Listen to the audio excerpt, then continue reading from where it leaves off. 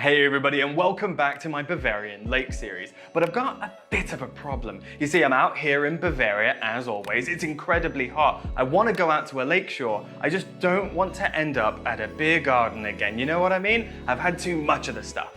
So I went out looking, and I think I found something quite special. So come along with me today to Schliersee, the only alpine lake with a whiskey distillery.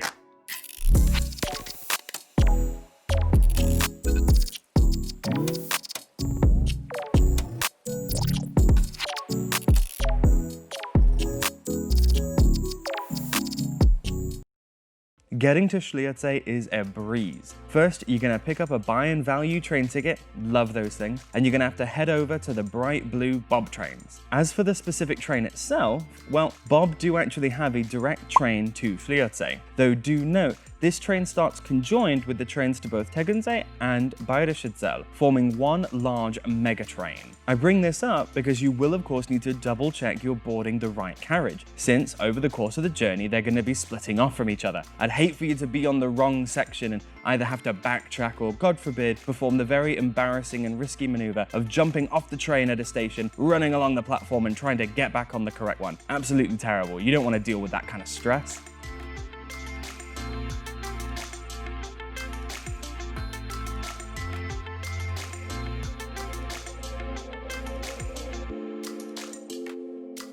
Alright, so I've got to be honest, I'm pretty glad to be off the train. I find the Bob trains to be a bit more uncomfortable than the DB trains, and they're always going to such popular places like Fusin, Tegernsee, and apparently Schliersee is popular too. So I'm glad I got there early and we got a seat, but that doesn't stop it from getting kind of hot and uncomfortable. But we're off of it now, so let's go walk through the town and enjoy the day, right? Get into the hills, that'll get us away from people.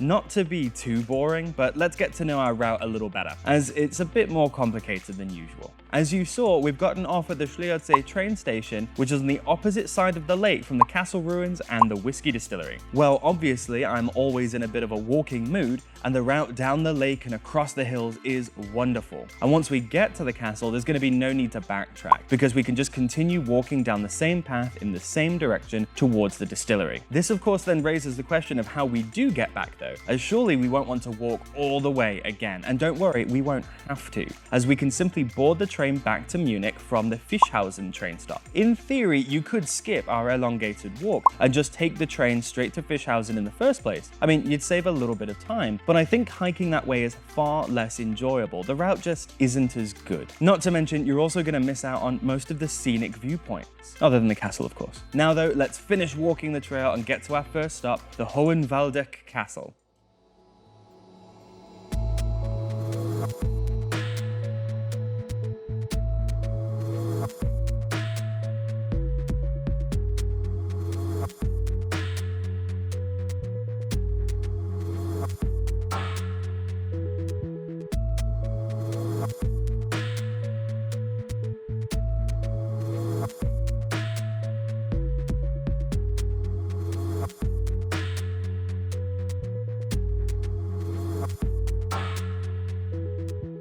Alright, so I can't wait to check out this castle, and honestly, I'm mostly just famished. The walk from the train station and through the town was really pretty. I don't think I took the prettiest route through the town, but if you've got more time and can meander, I definitely recommend checking it out. Going through the meadows was fantastic, and the uphill was definitely enough to get your blood pumping and get you sweaty, so make sure that you plan accordingly. All that being said, let's get in there and actually check it out, and maybe fly the drone a little bit.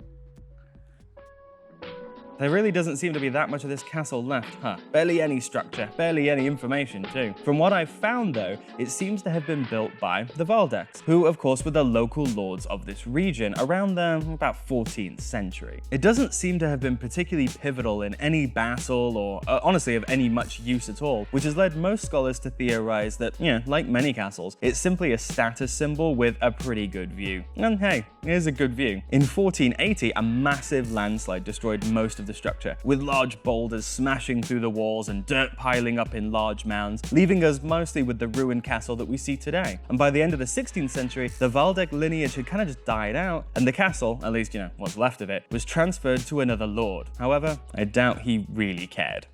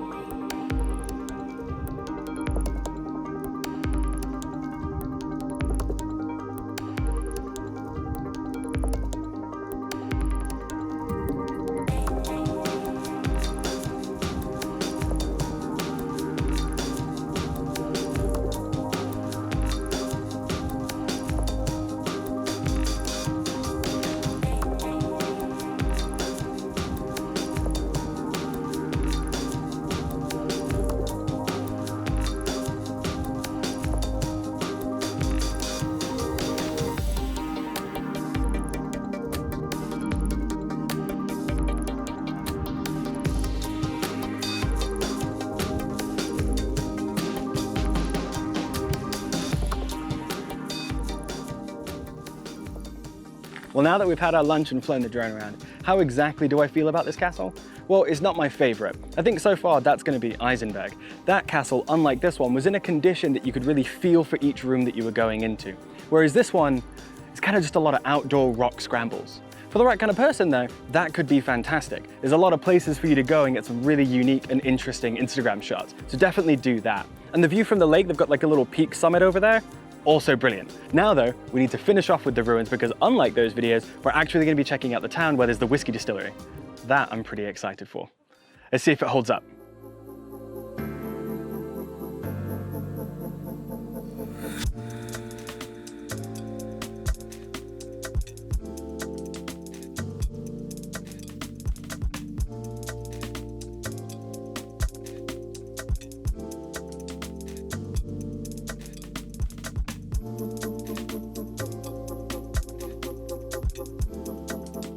Okay, so forgive me for not getting too much footage on the way between the castle and here. I don't know if I'd exactly recommend you go the way that I went.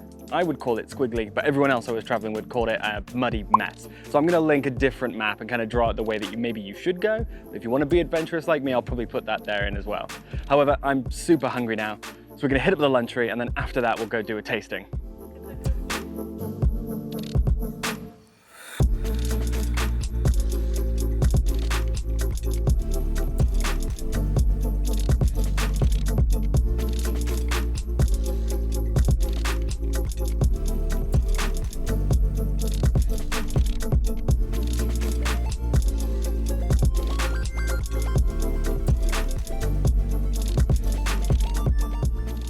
Man, I tell you, I have been super excited to come to Schliersee for ages, since well before I even knew there were castle ruins here. In fact, the distillery is the entire reason I started planning a video for this lake in the first place. Now, don't get me wrong, I'm not really a whiskey snob or anything by that sort of stretch, though, I was traveling with one that day, but I do enjoy the drink and have toured many distilleries and drank many a dram while traveling through Scotland. And the food here was lovely too. The seating was fantastic and the tasting itself was free and beautiful. I mean, just really good stuff. And you can do a self-guided tour for pretty cheap. I think it was like €9. Sadly, I had missed it, but that was no worry. I was there for the tasting. If you're in the area and even mildly interested, I'd more than recommend checking it out. It was a great way to cap off some really good hiking and, maybe bring a change of clothes. I'd completely forgotten. Well, I looked a little out of place. This place is nice.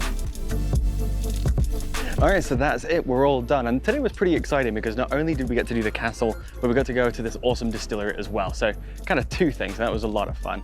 Now though, I'm completely wiped out. And luckily, we don't have to walk all the way back to Schliersee to get this done. We can actually go to another closer train station. So I'm gonna go there and get home. And then I'll see you in the conclusion to talk about it.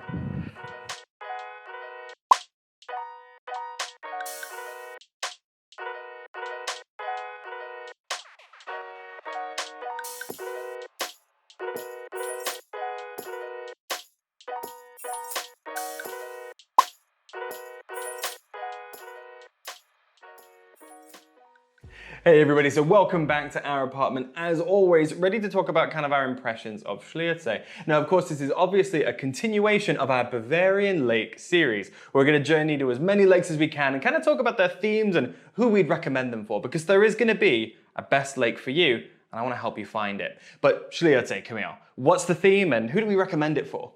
So I would say this theme of Schliersee is whiskey, and I would recommend this to people who like whiskey, because as you can kind of glean, this was the tent pole of the entire trip. And I say that because, Schliersee is the only place I can think of that has like a whiskey distillery, but it also has a castle, a hike, and a lakeside, which you can find at really any other Bavarian lake, right?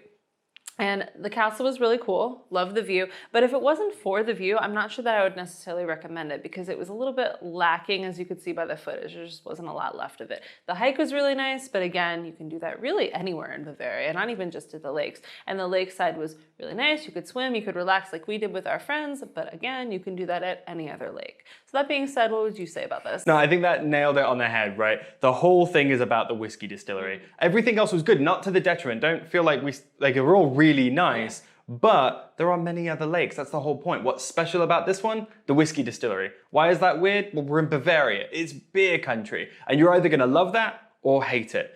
Some people are gonna really love the novelty of kind of that experience, I know I did, that's why I wanted to go. But hey, if you're traveling to Bavaria, you might just want beer, and no fault if that's kind of what you want. So what do you guys think? Is this going to be a good lake for you, or are you going to need to like and subscribe right now to check out our other videos to find the actual lake that's perfect for your itinerary? Well, I hope you do, and we'll see you in the next video. Bye.